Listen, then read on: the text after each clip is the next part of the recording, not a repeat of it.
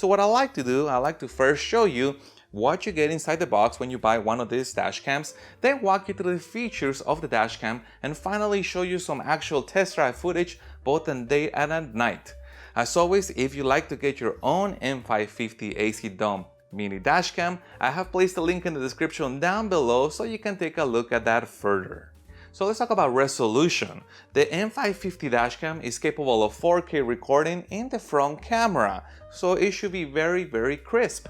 Now, as far as the cabin camera is able to record in high definition using a Sony IMX307 sensor.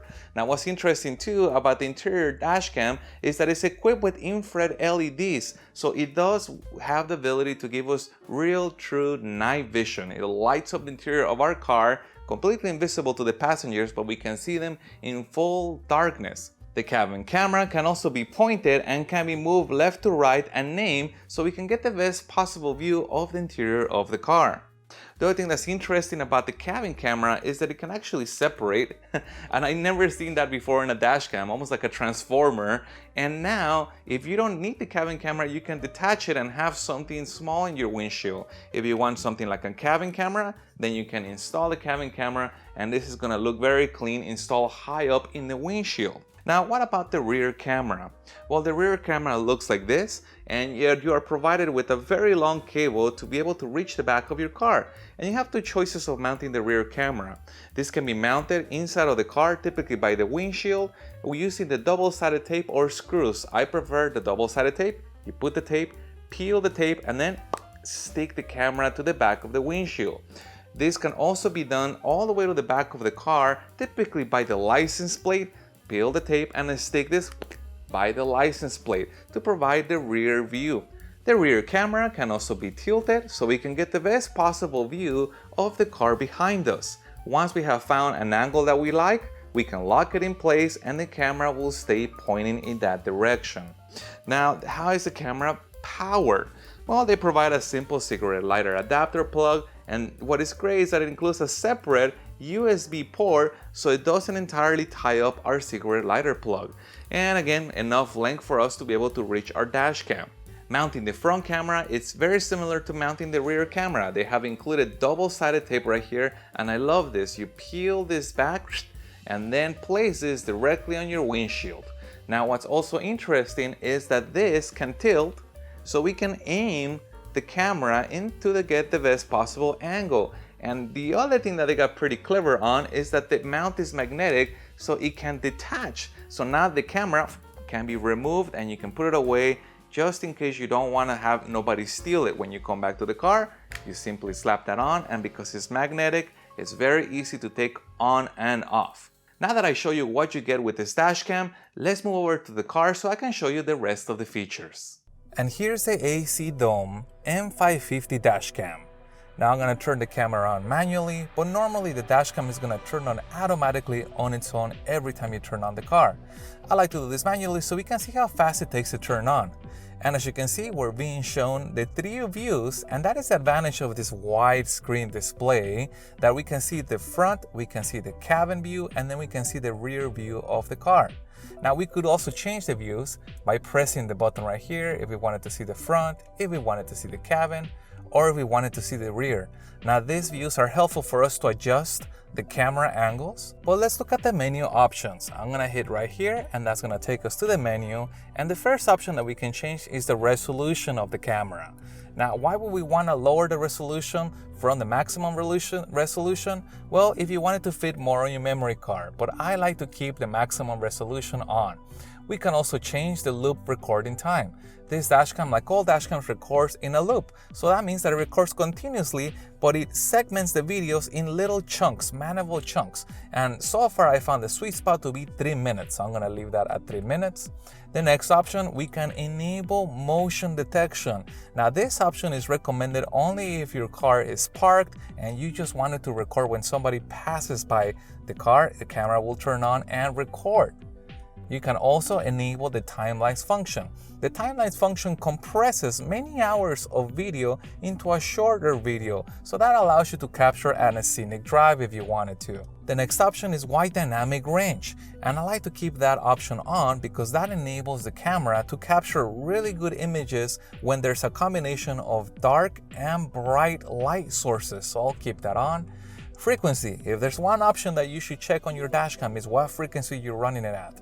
In US we have 60 Hz. If you're outside of the US, such as in Europe, you will want to select 50 Hz. Now that's going to decrease any kind of flickering from any of the lights. G sensor. This dashcam supports a gravity sensor, which means that it will automatically detect when you get into a car crash because it senses that the car got hit, and it will lock the video permanently so you can retrieve that later. Now, if you have the sensitivity too high, it's gonna be triggering left to right and think that you're getting into car crashes all over the place. So I like to keep it in low, where it's really only gonna be set off by an actual car crash. The next option is playback of videos, which means we can see the videos we have previously recorded in this screen right here. And then we can go into the parking mode. Now, a lot of people want parking mode. They want to monitor their cars when they're not around. Now, in order for you to activate that, you need to hardwire the dash cam. So I'll put a link in the description down below to a good hardwire kit. The next option is to adjust the date and time. However, that is only if you wanted to do it manually. This camera has a GPS built in, so it can pull that information from the GPS antenna. And Wi-Fi. A lot of people want this, and that means that this camera can interact with an app on your phone so you can see your videos and control the camera through the app. What is watermark? Well, these are the information that you see in the bottom, such as the date, the speed, and the location. Some people don't want to have their speed recorded, so you can choose to turn off the speed watermark if you don't want to show what speed you were driving at. And you can also choose to completely blank out the memory card in one shot if you wanted to. This dashcam did come equipped with a 32GB card that they included, which is nice to get you started and should be sufficient for most users. Moving on to the system settings, this dashcam supports what it calls a fatigue driving reminder. And what that does, that keeps you up, so in case you start nodding off, it will wake you up. And it does that by setting intervals. So if you want it to be notifying you every hour, you can put it every hour, every 2 hours, or every 4 hours. I have it set at 1 hour. I think that's about the time I might get sleepy and might want a little noise to wake me up. We can change the speed unit between kilometers and miles per hour. I'll leave this in miles per hour. And we can choose to turn off or on the sound. And that's the first thing I always turn off. I find this very highly annoying. So I'm gonna turn the beeping sound off, and there's no more beeping sound. I love it. Next is the screensaver. The screensaver option allows the camera to completely turn off its screen. The camera is still recording, but the screen went completely off. That gives you a stealthy dashcam. Nobody sees that you're recording. Also, some people don't like to have the light. It's distracting for them at night. I like to keep the screensaver off, which means that the screen is always on. Next is time zone. Now, the time zone is important because, as I mentioned earlier, this camera can set the date and time based on the GPS, but you have to tell it where you are. So in my case, I'm in UTC -7, and that automatically sets the correct time and place. Going back to the main menu, there's a couple other tricks that this dashcam can do. If I tap this button right here, the microphone has gone off, which means it's no longer recording audio, and now you can tell your best buddy that secret that you've been wanting to tell him. But I'm gonna turn the audio back on. Now, on the next button right here, the OK button allows us to stop the recording manually or to start recording, just in case for some reason you don't want to record a particular activity. So now that I walked you through all the features of the dashcam, let's go take it out for a test drive and get to see some actual test drive footage.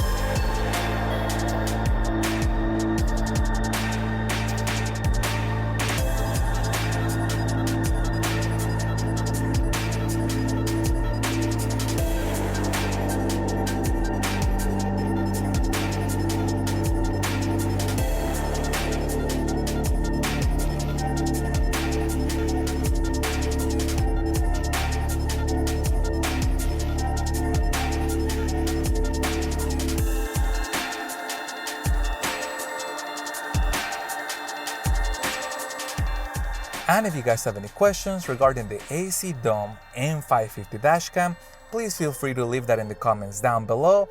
And remember, I placed a link on the description if you want to get your own M550 dashcam. And if you found any part of this video helpful, please hit the thumbs up button to support the channel. I have a lot more cool gadgets coming up and other dashcam reviews coming too. So make sure you guys don't miss my next one by being subscribed to the channel. Thank you guys for watching, and as always, I'll see you on the next one.